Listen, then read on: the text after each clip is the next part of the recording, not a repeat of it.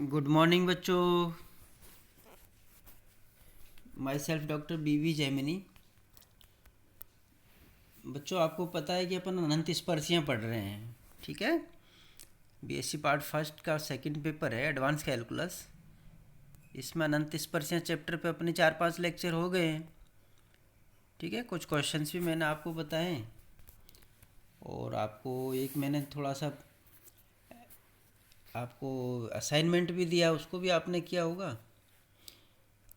अब इसका एक लास्ट लेक्चर है अनंत स्पर्शी पर, ठीक है, कि प्रसार द्वारा अनंत स्पर्शियाँ किस तरीके से निकाली जाती है, ठीक है। और ये पता करना है कि भाई अनंत स्पर्शी के प्रति कर्व की क्या स्थिति रहती है, ठीक है।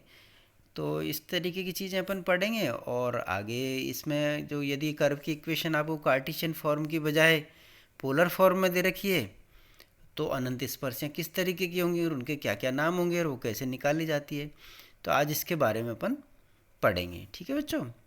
तो let us start now the lecture, ठीक है। तो फर्स्ट है, आपकी स्लाइड पे दिख रहा है कि असिम्प्टोट्स बाय एक्सपेंशन, ठीक है, अनंत स्पर्शियाँ प्रसार के द्वारा निकालना। यहाँ हम देखेंगे कि जो वक्र की इक्वेशन है वो मान लीजिए समीकरण नंबर 1 में दी हुई है, ठीक है, एक्सटेंशन फॉर्म में। एक्सपेंशन फॉर्म में आपको ये समीकरण वक्र की दी हुई है, y is equal to M x plus C plus A upon x plus B upon x square plus C upon x cube plus and so on, ठीक है। ये कोई माना कर्व की इक्वेशन है, इस तरीके का कोई कर्व है।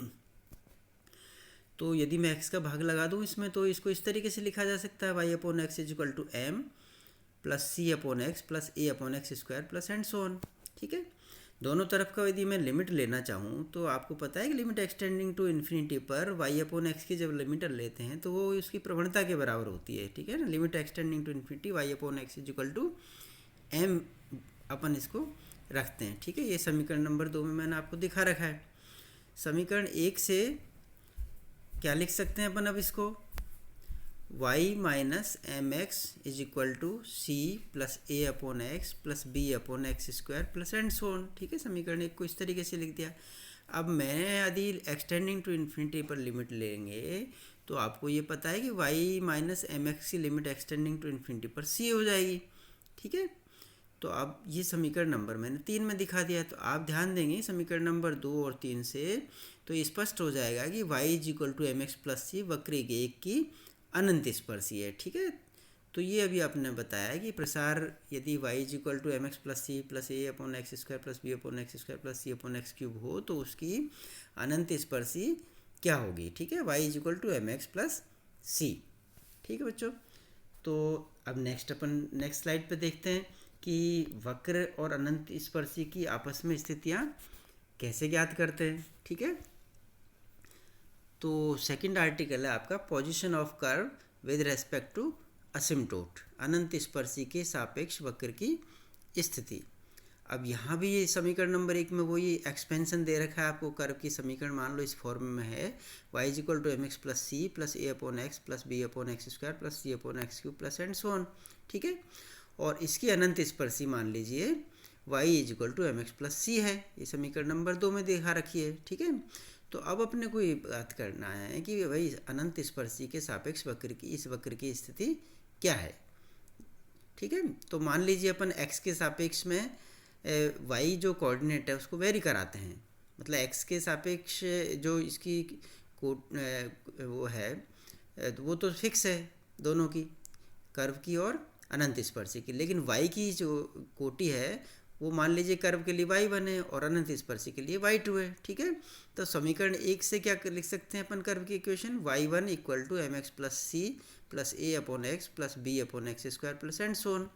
और अनंत स्पर्शी की इक्वेशन क्या लिख सकते हैं, क्योंकि इसकी कोटि y2 है तो y2 is equal to M x plus C, ठीक है। ये समीकरण नंबर 4 में दे रखा है। तो y1 और y2 पर, y1 पे कर्व की इक्वेशन और y2 पे अपन ने अनंत स्पर्शी की इक्वेशन लगा दी। अब मैं इनको यदि आपस में एक दूसरे से घटा देता हूँ, ठीक है, तो y1 माइनस y2 क्या मिल जाएगा समीकरण नंबर 3 और 4 से, y1 minus y2 is equal to a upon x plus B upon x square plus C upon x cube, plus and so on. ठीक है, 1/x मैंने इसमें से कॉमन ले लिया, तो अल्टीमेटली अंदर का जो एक्सप्रेशन व्यंजक है वो बचा a plus B upon x plus C upon x square plus and so on. समीकरण नंबर 5 मैंने इसको दिखा रखा है। अब यहाँ पे आप देखते हैं कि बाहर जो 1/x रखा है, तो मान लीजिए x का मान बहुत बड़ा हो जाता है। ठीक है, तो ये 1/x की जो राशि है वो छोटी हो जाती है, तो अल्टीमेटली जो y1 माइनस y2 की स्थिति है वो इस व्यंजक पे डिपेंड करेगी, a plus B upon x plus C upon x square पर। ठीक है, यहाँ पर यदि इस व्यंजक का मान a के समान चिन्ह का ही होगा, ठीक है, x का बहुत बड़ा होने पर, ये पहला केस है। ठीक है, अब अपन इसको आगे देखते हैं दूसरा केस में।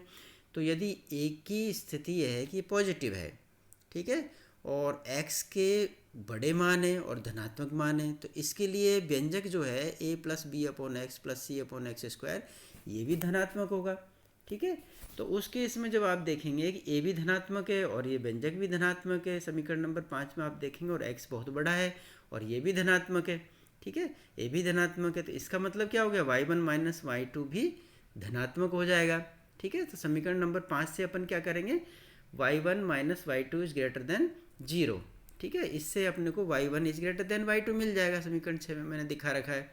तो y1 is greater than y2 है, इसका मतलब y1 तो कर्व की कोटि है और y2 अनंत स्पर्शी की कोटि है। इसका मतलब कर्व की जो लोकेशन है वो अनंत स्पर्शी के ऊपर होगी। ठीक है, समीकरण 6 से स्पष्ट है कि वक्र 3 अनंत स्पर्शी 4 के ऊपर होगा। ठीक है, अब ये बी केस में यदि a पॉजिटिव है लेकिन x ऋणात्मक हो जाए, बहुत बड़ा तो है ही है, लेकिन मान लो x नेगेटिव हो जाए, तो इसका मतलब ये है कि जो y1 माइनस y2 है, ठीक है, समीकरण नंबर 5 में उसकी जो वैल्यू है वो क्या हो जाएगी, नेगेटिव हो जाएगी, तो y1 minus y2 is less than 0 हो जाएगी।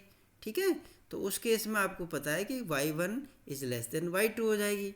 ठीक है, तो y1 कर्व की कोटि है और y2 अनंत स्पर्शी की, इसका मतलब कर्व की जो लोकेशन है, कर्व की जो स्थिति है वो अनंत स्पर्शी के नीचे होगी। ठीक है, तो ये इस तरीके से अपन इनकी लोकेशन निकालते हैं, कर्व की स्थिति निकालते हैं। इसी तरीके से यदि a नेगेटिव हो जाए, अभी दोनों केस अपन ने ऊपर वाले केस 2 में a और b जो पार्ट लिए वो a पॉजिटिव के लिए लिए, यदि a नेगेटिव हो जाए तो इसी तरीके से अपन ये दो केस भी डिफाइन कर सकते हैं कि जैसे a नेगेटिव है लेकिन x बड़ा एवं धनात्मक है, तो वक्र अनंत स्पर्शी के नीचे होगा। इसी तरीके से a नेगेटिव है और x बड़ा एवं ऋणात्मक है, तो ऋणात्मक होने पर वह वक्र कहाँ होगा, अनंत स्पर्शी के ऊपर हो जाएगा। ठीक है, तो इस तरीके से अपन y1 और y2 की लोकेशन से वक्र की स्थिति अनंत स्पर्शी के सापेक्ष निकाल सकते हैं। ठीक है बच्चों, और केस देखते हैं अपन नेक्स्ट स्लाइड में। ये केस नंबर 3 है कि मान लो a भी 0 हो जाए, तो समीकरण नंबर 5 से आप देखेंगे कि a 0 हो जाएगा तो y1 माइनस y2 क्या हो जाएगा, y1 minus y2 equal to 1/x square, और अंदर ब्रैकेट में आ जाएगा b plus C upon x plus D upon x square plus and so on, इस तरीके का व्यंजक प्राप्त हो जाएगा। अब यदि x के बड़े मानों के लिए जो अंदर वाला व्यंजक है b प्लस सी upon x plus D upon x square, इसका चिन्ह भी वही होगा। ठीक है, जो x का चिन्ह है। ठीक, तो इस स्थिति में वक्र अनंत स्पर्शी के एक ही और होगा। ठीक है, दूसरी ओर होगा ही नहीं। ठीक, तो एक्स स्क्वायर भी पॉजिटिव होगा और b भी पॉजिटिव हो जाएगा।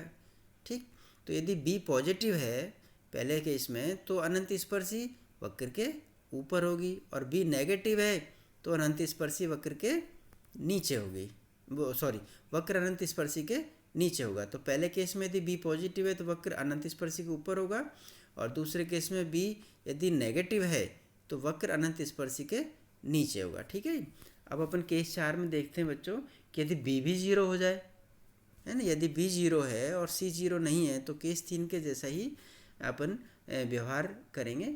ठीक है, केस 3 में a इक्वल टू 0 है तो यहाँ a इक्वल टू 0 नहीं होकर के b इक्वल टू 0 हो गया, तो केस 3 के जैसे ही अपन y1 माइनस y2 निकालेंगे।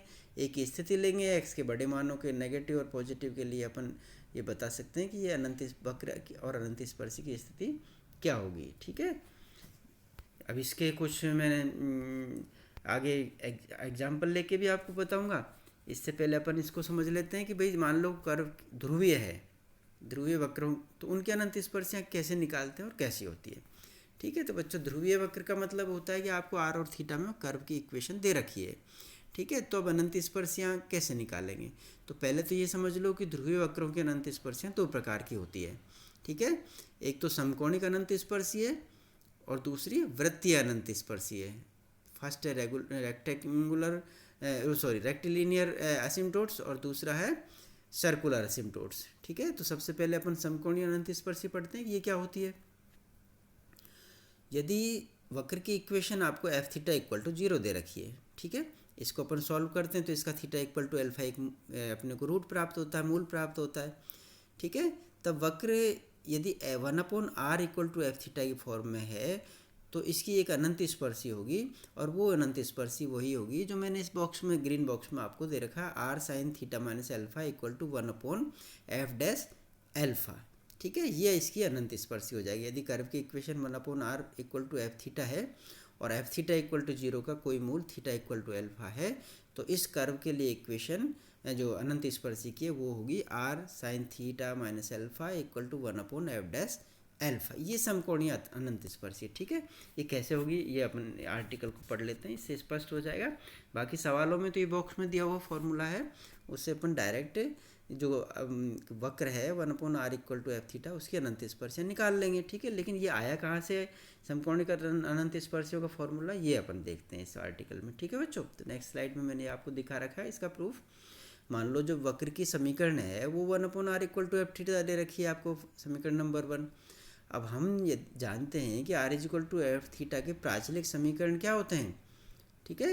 ये मतलब पोलर कोऑर्डिनेट में और कार्टेशियन कोऑर्डिनेट में क्या संबंध होता है, x equal to r cos theta होता है और y equal to are sine theta होता है, ठीक है ना बच्चों। तो वक्र एक के लिए मैं यदि x equal to r cos theta को चेंज कर लूँ समीकरण नंबर 1 से, ठीक है, r की वैल्यू में रख दूँ तो r इक्वल टू 1/एफ थीटा हो जाएगा।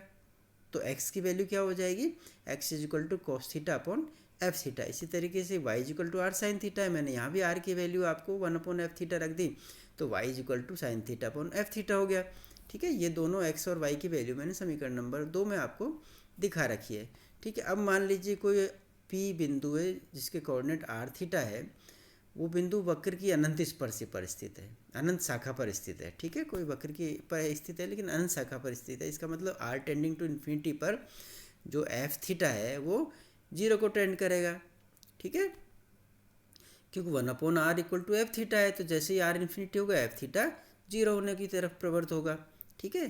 तो इस प्रकार एफ थीटा यदि 0 होने की तरफ प्रवृत्त करेगा तो इसमें थीटा इक्वल टू कोई न कोई इसका वैल्यू अल्फा की तरफ टेंड करेगा, ठीक है। मतलब एफ थीटा इक्वल टू 0 है तो इसको सॉल्व करते हैं अपन तो थीटा की कोई वैल्यू आती है, मान लीजिए अल्फा।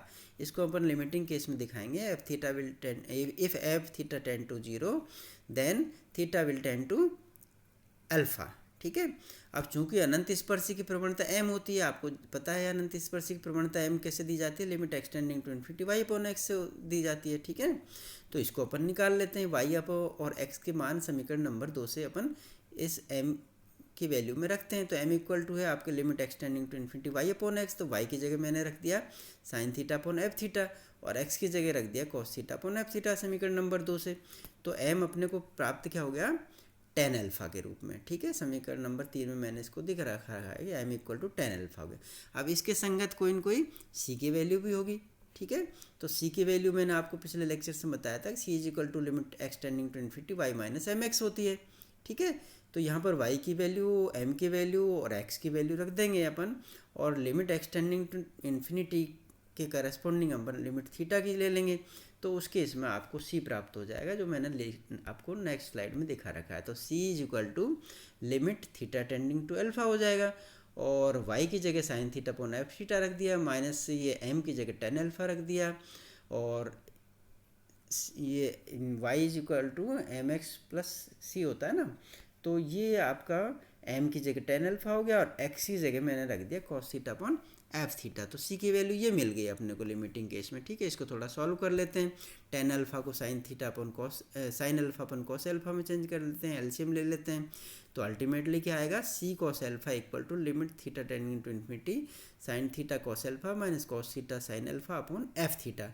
ऊपर वाला जो फैक्टर है sine theta cos alpha minus cos theta sine alpha, इसको trigonometrically sine A cos B minus cos A sine B के फॉर्मूले से अपन साइन थीटा माइनस अल्फ़ा लिख लेंगे, ठीक है बच्चों। अब अपन इसकी लिमिट लेते हैं यदि थीटा टेंडिंग टू अल्फ़ा, तो आपको पता है 0/0 फॉर्म मिलती है, sine zero theta minus alpha minus, तो ये जीरो हो जाएगा, साइन जीरो ऊपर एफ जीरो होगा वो भी जीरो की तरफ टेंड करेगा, ठीक है, एफ अल्फ़ा। तो अल्टीमेटली ये क्या हो जाएगा आपका 0/0 फॉर्म, ये इनडिटर्मिनेट फॉर्म होती है। तो अपन इसकी लिमिट लेने से पहले एल हॉस्पिटल रूल लगाएंगे, मतलब ऊपर नीचे की राशियों को ऊपर नीचे डिफ्रेंशिएट कर देंगे, उसके बाद लिमिट लेंगे, ये एल हॉस्पिटल रूल होता है, ठीक है बच्चों। तो ऊपर नीचे अवकलन कर लेते हैं अपन। तो C cos alpha is equal to limit theta tending to alpha, ऊपर वाले का डिफ्रेंशिएशन हो गया कॉस थीटा माइनस अल्फ़ा, नीचे वाले का एफ डैश थीटा हो गया। अब अपन इसकी लिमिट लेते हैं theta tending to alpha right hand side की, ठीक है। तो ये मिल गया आपको 1/एफ डैश अल्फ़ा, ठीक है बच्चों। तो ये समीकरण नंबर 4 में मैंने बॉक्स में रेड बॉक्स में दिखा रखा है, ये आपको मिल गया C cos alpha equal to 1/एफ डैश अल्फ़ा, राइट, ठीक है। तो यहाँ से अपने को सी की वैल्यू प्राप्त हो जाएगी, ठीक है बच्चों। अब अपने को अनंत स्पर्शी निकालनी है, तो अनंत स्पर्शी तो y equal to M x plus C हो गया, ठीक है। तो आपको m का मान भी प्राप्त हो गया, c का मान भी प्राप्त हो गया, ठीक है। और y की वैल्यू भी आप y equal to are sine theta रख सकते हैं। तो अब इसको y equal to M x plus C को पोलर कोऑर्डिनेट में अपन बदल लेते हैं, ठीक है। तो y equal to M X C में समीकरण नंबर 3 और समीकरण नंबर 4 से m और c के मान रख देते हैं, ठीक है। और y की जगह आर साइन थीटा रख देते हैं। तो क्या मिल गया बच्चों अपने को, y equal to tan alpha X into tan alpha X plus 1/कॉस अल्फ़ा एफ डैश सी। मैंने इसमें y equal to are sine theta भी रख दिया, तो ये अल्टीमेटली क्या मिल गया, are sine theta equal to tan alpha into R cos theta, X की वैल्यू रख दी अपन ने, ठीक है, प्लस 1/एफ डैश अल्फ़ा कॉस अल्फ़ा। अब इसको अपन ने सरल कर लिया थोड़ा सा। तो सरल करने के बाद में लास्ट में आया आपका आर तो बाहर निकाल लिया, तो cos alpha sine theta minus sine alpha cos theta equal to 1/एफ डैश अल्फ़ा, ठीक है बच्चों। इसको मैंने ट्रिग्नोमेट्रिकल से sine cos A sine B minus sine A cos B के फॉर्मूले से साइन थीटा माइनस अल्फ़ा रख लिया, ठीक है। तो ये अल्टीमेटली लेफ्ट हैंड साइड में आ गया are sine theta minus alpha, और राइट हैंड साइड में आ गया 1/एफ डैश अल्फ़ा, ठीक है। तो ये ही जो मैंने रेड बॉक्स में दिखा रखा है, यही अपनी अभिष्ट अनंत स्पर्शी है। यही शुरू में मैंने आपको दिखाया था कि अभिष्ट अनंत स्पर्शी इसकी यही प्राप्त होगी, ठीक है, ठीक है। समकोणिक अनंत स्पर्शी यदि कोई कर्व की equation 1/r equal to F theta है, तो उसकी अनंत स्पर्शी R sine theta minus alpha equal to 1/एफ डैश अल्फ़ा होगी। ये मैंने आपको सिद्ध करके बताया, ठीक है बच्चों। तो सवालों में तो डायरेक्ट फॉर्मूला काम आ जाएगा आपको, तो अपन कुछ इस पर सवाल भी लेंगे, ठीक है। तो ये तो समकोणीय मैंने आपको अनंत स्पर्शियाँ बताई। अब दूसरी अनंत स्पर्शी आपकी नेक्स्ट स्लाइड में देखेंगे, वृत्तीय अनंत स्पर्शी भी होती है पोलर फॉर्म के कर्व की, ठीक है। तो मान लीजिए वक्र की समीकरण आपको r equal to F theta है, तो आपको ये पता है ना कि limit theta tending to infinity f theta है, को इनको इसका मान होगा, मान लीजिए वो ए के बराबर है आपको, ठीक है। तो इन दोनों चीज़ों से कर्व की इक्वेशन से और इस लिमिट से अपन ये बताएंगे कि यदि कर्व की दोनों तरफ की अपन लिमिट ले लेते हैं, तो r is equal to limit of F theta आ जाएगी, थीटा टेंडिंग टू इन्फिनिटी पर इसकी वैल्यू a हो जाएगी। तो ultimately r is equal to a प्राप्त होगा, और यही इस कर्व की अभिष्ट अनंत स्पर्शी होगी, ठीक है। तो जैसे जैसे थीटा इन्फिनिटी को टेंड करेगा, जो वक्र है आपका r equal to F theta, वो वृत्त r is equal to a की ओर अग्रसर होगा, ठीक है बच्चों। तो ये मैंने दोनों तरीके के अनंत स्पर्शी आपको पोलर फॉर्म की स्थिति में निकाल करके बताई है। सवालों में डायरेक्ट अपन इनको काम में लेंगे, ठीक है। तो आप कुछ क्वेश्चन अपन इस पे बेस देखते हैं। पहले तो अपन ये देखते हैं कि अनंत स्पर्शी की कर्व की स्थिति के बारे में जो पहला आर्टिकल मैंने आपको बताया उसमें देखेंगे, फिर अपन दूसरा क्वेश्चन लेंगे, उसमें पोलर फॉर्म के कर्व होंगे, उनकी अपन समकोणिक और वृत्तीय अनंत स्पर्शियाँ निकालेंगे। तो पहला एग्जाम्पल नंबर 1 देखते हैं, ठीक है। वक्र की समीकरण इसमें दे रखी है x³ + y³ = 3ax²। अनंत स्पर्शियाँ ज्ञात करनी है। और वक्र के सापेक्ष उनकी स्थिति बतानी है। ठीक है बच्चों, तो इसको सवाल को करते हैं अपन।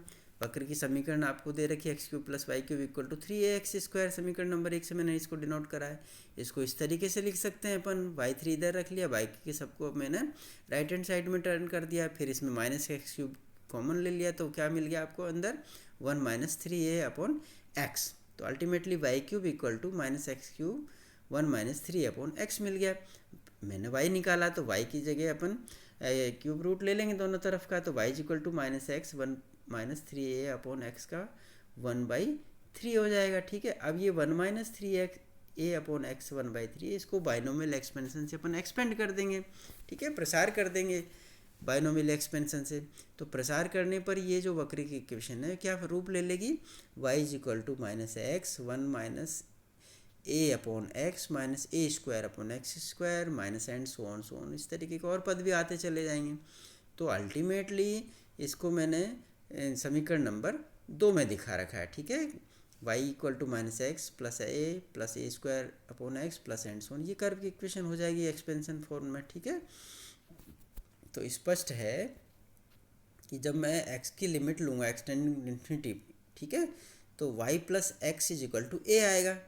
ठीक है, इस कर्व की जब मैं एक्सटेंडिंग टू इन्फिनिटी लिमिट लूँगा तो y plus x equal to a मिल जाएगा। तो यही अपने एकमात्र अनंत स्पर्शी जो मैंने समीकरण नंबर 3 में आपको दिखा रखी है। ठीक है बच्चों, तो अनंत स्पर्शी मिल गई, कर्व की प्रसार की फॉर्म में कर्व की इक्वेशन भी मिल गई। ठीक है, अब अपन ने एक्स कोऑर्डिनेट को तो फिक्स कर दिया, मान लीजिए x इक्वल टू 3 कर दिया, और वक्र की जो अनंत स्पर्शियाँ और वक्र की स्थिति है वो दोनों के लिए y1 और y2 कोऑर्डिनेट वेरी करा दिए। ठीक है, तो मान लीजिए वक्र के लिए तो y1 है और अनंत स्पर्शी के लिए y2 है।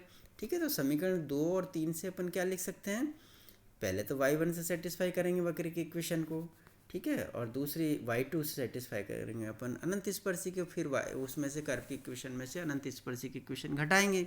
ठीक है, तो क्या मिलेगा अपने को y1 minus y2 that is equal to a² plus x plus and so on, अन्य पद मिल जाएंगे। ठीक है, अब यहाँ पे आपको पता है पहले टर्म में a² है तो a² पॉजिटिव होता है।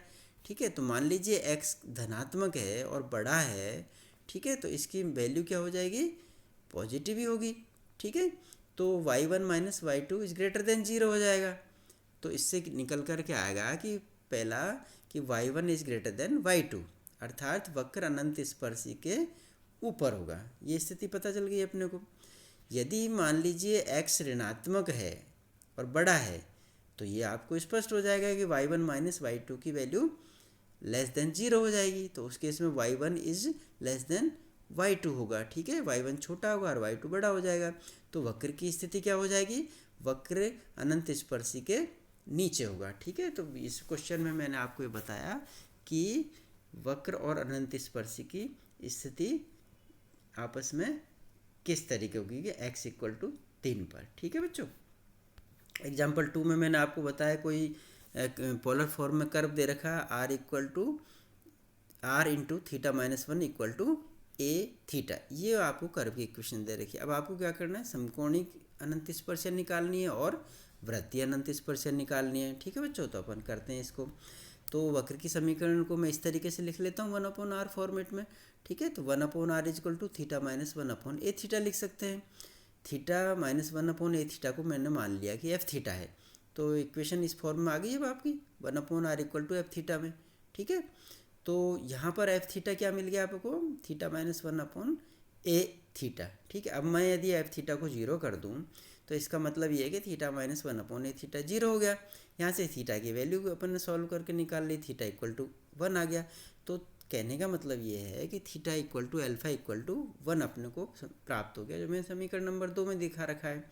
समीकरण नंबर 1 में मैंने f थीटा और वर्ग की इक्वेशन भी दिखा रखी है, और 2 में मैंने अल्फा की वैल्यू निकाल दी आपको। ठीक है, तो ये चीज़ अपने को मिल गई, f थीटा भी मिल गया और अल्फा की वैल्यू भी मिल गई।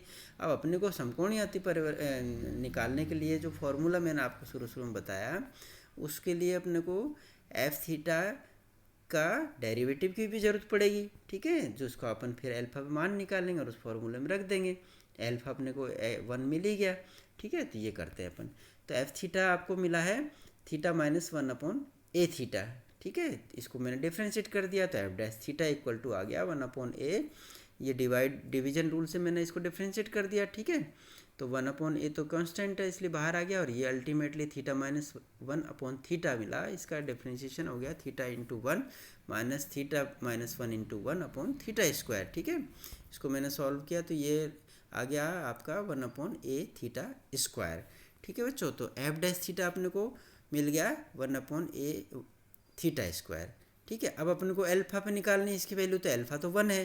ठीक है, तो एफ डैश 1 क्या आ गया 1/a, थीटा इक्वल टू 1 रख दिया इसमें मैंने, तो F dash alpha equal to 1/a मिल गया, जो समीकरण नंबर 3 में मैंने दे रखा है एल्फा इक्वल टू 1 पर। ठीक है, अब हम जानते हैं समकोणीय अनंत स्पर्शी का जो फॉर्मूला मैंने शुरू में आपको बताया था वो क्या होता है, are sine theta minus alpha equal to 1/एफ डैश एल्फा, जो समीकरण नंबर 4 में यहाँ भी दिखा रखा है मैंने।